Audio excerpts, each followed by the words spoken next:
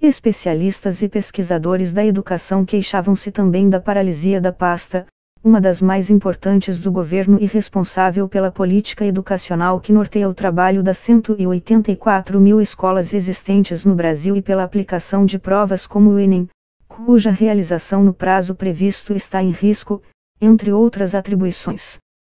Weintraub é formado em economia pela USP, tido como próximo ao ministro da Casa Civil Onyx Lorenzoni e ao ideólogo Olavo de Carvalho, assim como seu antecessor, e trabalhava na reforma da Previdência.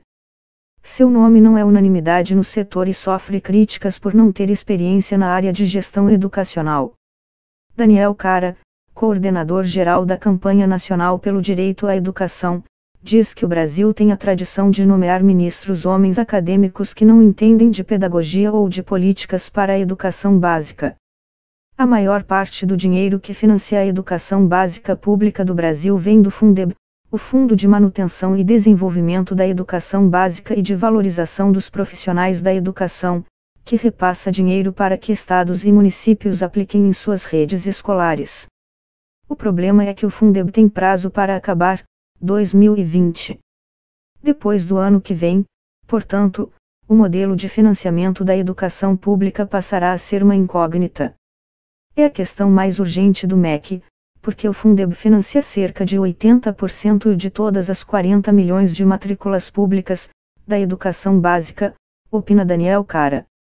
No âmbito do MEC, a pasta precisa apresentar uma proposta para a revisão do Fundeb e dizer se isso ficará a seu cargo ou do Ministério da Economia, uma vez que o fundo está vinculado à arrecadação tributária, diz João Marcelo Borges, diretor de Estratégias Políticas da organização Todos pela Educação.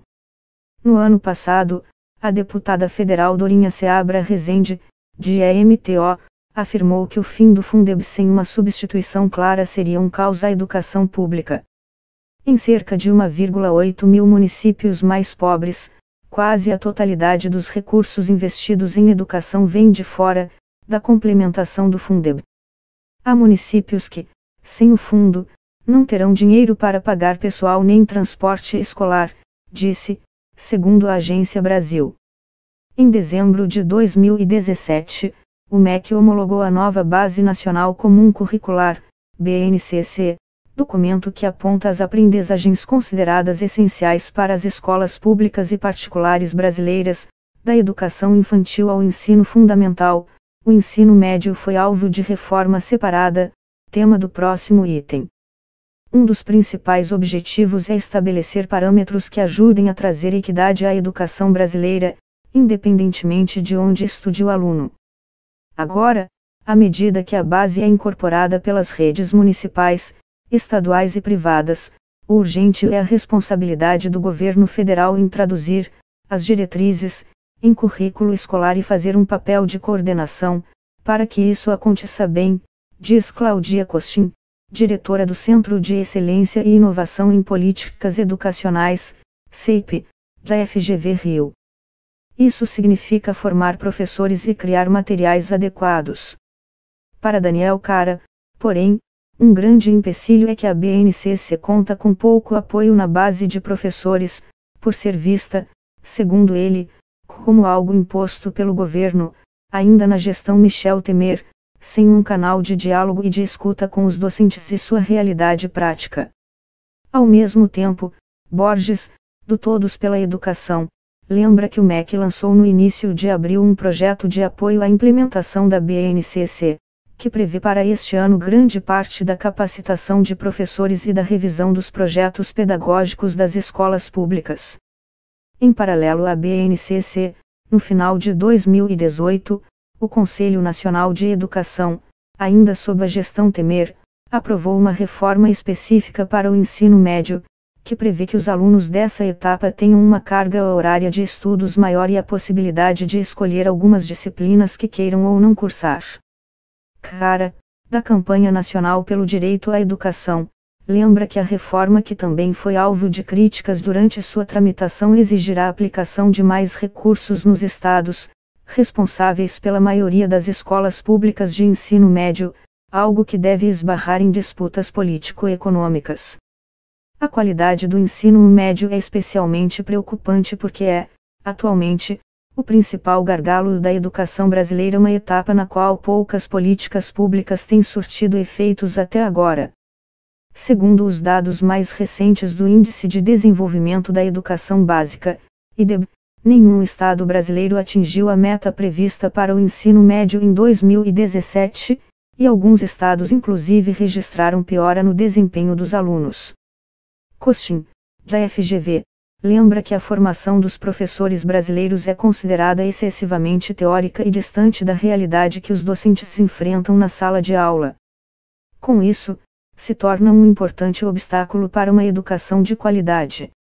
No final do ano passado, o MEC apresentou uma proposta inicial de reforma à Base Nacional Comum da Formação de Professores da Educação Básica, que traz sugestões, como tornar os cursos de pedagogia mais voltados à prática e às competências previstas na BNCC dos estudantes.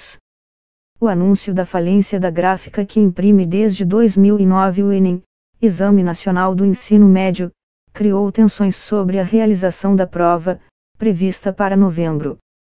Por se tratar de uma impressão com fortes exigências de segurança e logística, ela tem de ocorrer com meses de antecedência.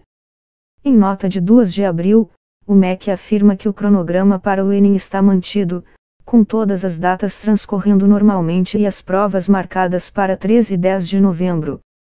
Em relação à falência da gráfica contratada para a diagramação e impressão dos cadernos de prova da edição deste ano do Enem, a autarquia está avaliando alternativas seguras, prossegue a nota. O problema se torna maior com as turbulências no INEP, órgão do MEC responsável pelo Enem e por outras avaliações da educação brasileira. O presidente do órgão, Marcos Vinícius Rodrigues, foi demitido por Ricardo Vélez, 2 meses depois de assumir o cargo, em meio a uma crise por conta de outra avaliação, a de alfabetização de crianças. Eis a polêmica. Em março, o MEC anunciou que suspenderia por 2 anos a avaliação de crianças em fase de alfabetização, mas, diante da repercussão negativa da medida, voltou atrás. Rodrigues perdeu o cargo nesse episódio. Para Borges, do Todos pela Educação, o cronograma do Enem é motivo para grande preocupação e o mesmo se repete com outras avaliações. A Prova Brasil, que avalia o aprendizado de alunos do 5º e do 9º anos do ensino fundamental, também teve seus preparativos atrasados. Foram perdidos 3 meses e meio, de gestão do MEC. Para Claudia Costin, é importante garantir que avaliações do tipo aconteçam dentro do cronograma porque a educação é uma área propensa ao autoengano. O Brasil construiu uma tradição de obter dados da educação, ainda que não use bem esses dados. Mas essas informações são um primeiro passo para melhorar a educação, opina.